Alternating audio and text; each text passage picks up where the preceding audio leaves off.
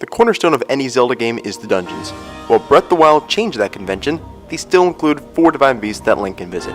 The dungeons are similarly structured and have the same gimmicks, but there are still differences that make them unique and enjoyable.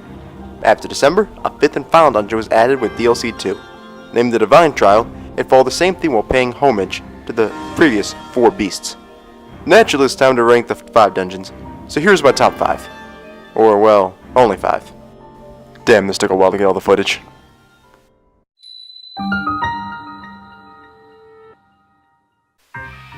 At the cell of the list is Rudania, the lizard at Death Mountain. Being the fire dungeon, you would suspect there to be fire puzzles. Instead, you only have to wear fire armor to protect yourself from burning alive. This is one of the smaller dungeons too. You have the ability to rotate the lizard on its side, but this doesn't lead to a ton of puzzles solved, and instead is a way to just tilt yourself off the lizard. Still a fun dungeon, but last on the list.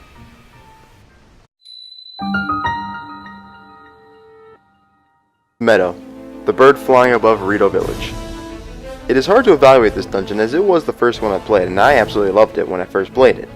Looking back though, it is probably the blandest dungeon there is. All the dungeon is based around is just rotating the bird, allowing gravity to move objects one way or another. While this is neat, there needs to be more to a dungeon to make it more exciting. Unfortunately, that wasn't the case here. I will say though, I did enjoy using the paraglide to float from one side to the other.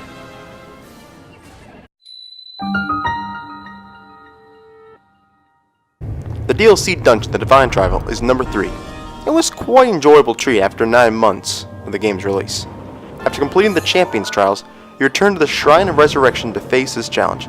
Unlike the 4 beasts, there are only 4 terminals to find.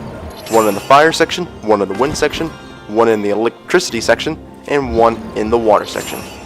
It is neat how they reused all the elements from the first 4 beasts in this final dungeon, something that the Zelda games typically like to do for their final dungeon. Also, instead of fighting a Blight Ganon, you face one of those old geezers. And let me tell you, he kicked my ass.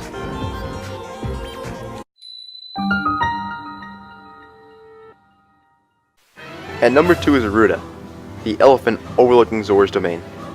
This dungeon is the one most complete first, and has one of the cool layouts to explore. Climbing your way up the trunk is a fun adventure with many puzzles just from the design of the animal.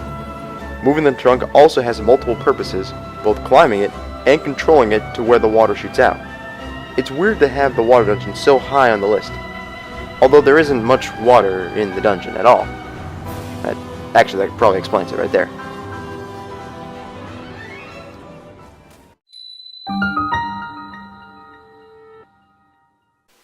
At number 1 is Borris, the camel roaming around Gerudo Desert. This is number 1 because it's the most complex and challenging. The first part of the dungeon allows you to rotate the camel's belly to access new areas and create electrical flow from one side to the other. Then, you find your way to scale the camel and reach the humps on top of it. Finally, you solve puzzles going back and forth between the 2 humps. It's much longer and trickier than the rest, which makes it the most rewarding and enjoyable to beat, and certainly deserving of the number 1 spot. So that is it for the top 5 dungeons in Breath of the Wild. Or just 5 dungeons in Breath of the Wild. It's a really big game to only have 5 dungeons, especially for Zelda standards. They really need more dungeons. This game could use more dungeons. Excellent game, needs more dungeons.